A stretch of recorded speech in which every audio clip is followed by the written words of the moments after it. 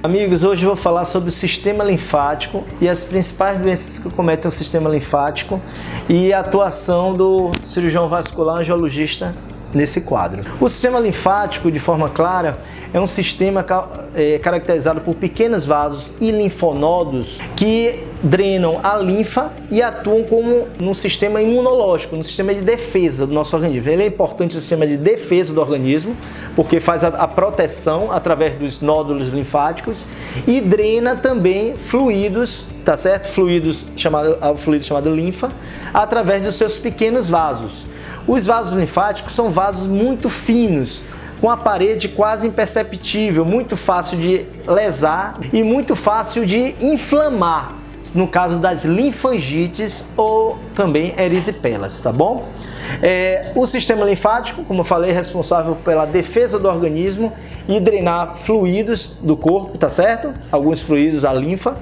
Ele, como é um vaso muito fino e que pode ser fácil traumatizar e inflamar, as doenças que mais ocorrem são as linfangites. Linfangites é inflamação desses pequenos vasos linfáticos, tá bom? As linfangites, uma delas é a erisipela, tá certo? Também os gânglios linfonodos, existe também as linfadenites, tá certo? Que são as inflamações, as linfadenites só de cunho inflamatório, e também pode ocorrer inflamação desses gânglios, desses linfáticos, de cunho supurativo, tá bom?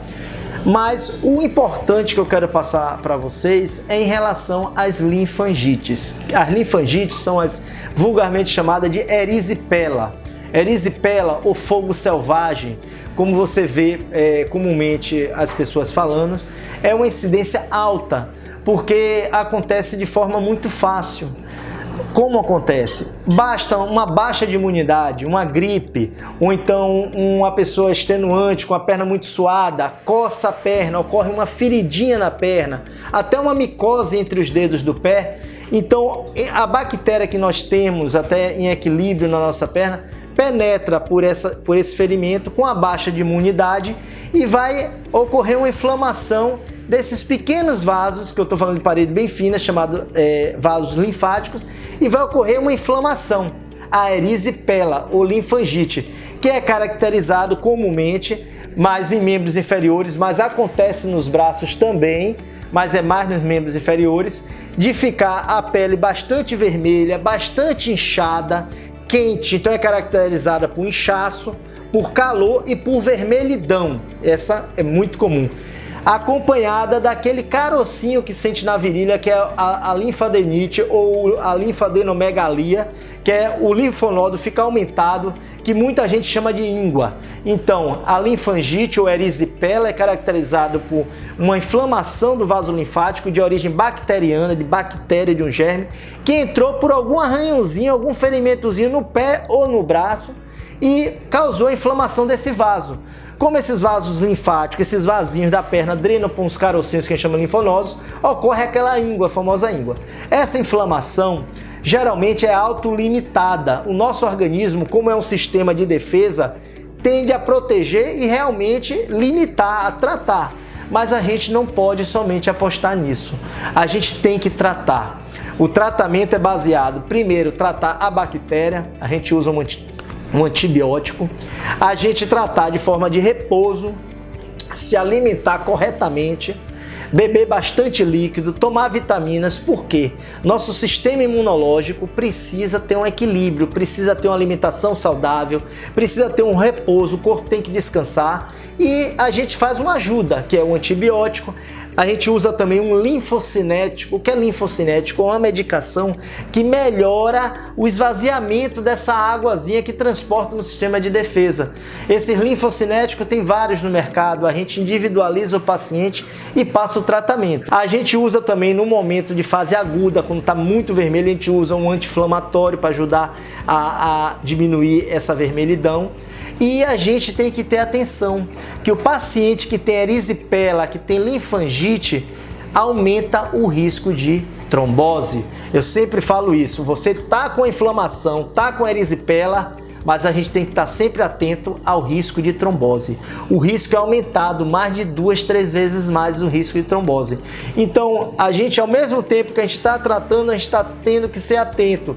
Não melhorou o inchaço, faz logo um ultrassom, um Doppler. Tá certo? Muitas vezes o inchaço é muito grande, não tem trombose, mas eu ainda uso medidas profiláticas com o uso de enoxaparina, que é um tipo de heparina, um produtozinho que também previne trombose. Então, como vocês estão vendo, uma simples erisipela pode se tornar somente simples e ficar boa até o organismo se tratar, como ela pode evoluir para uma erisipela mais forte, que é a erisipela necrobolhosa. O que é esse termo necrobolhosa? Uma erisipela simples pode simplesmente fazer várias bolhas, necrosar a pele superficial e até mais profundamente. E aí se tornar um caso de internamento, de raspagem, e cada caso desse, quando vai piorando, se aumenta o risco de trombose. Então vai se somando as complicações.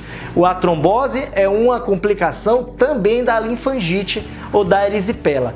Então, qualquer caso de erisipela tem que ser procurado um profissional de saúde, um médico, para ser iniciado o tratamento mais precoce e também para ser acompanhado, observando de perto se não há uma complicação, como que a linfangite necrotizante ou erisipela necrobolhosa ou a trombose, tá certo? Nada pode ser passado para trás porque a erisipela tem um fator também recidivante. Você é um caso isolado, você fica bom, mas ela pode voltar 1, 2, 3 vezes se for mal curada ou maltratada, tá certo? E deve ser acompanhada, tá certo? Lembro a vocês que o especialista mais indicado para acompanhamento e tratamento das erisipelas e linfangite é o cirurgião vascular angiologista, sendo que o médico clínico também deve ter o seu papel iniciando o tratamento e indicando o profissional mais adequado se assim achar necessário. Mas um médico tem que avaliar o caso. Tá bom? Estamos lá na Angioclin aguardando vocês para qualquer dúvida, esclarecimento, junto com nossa equipe.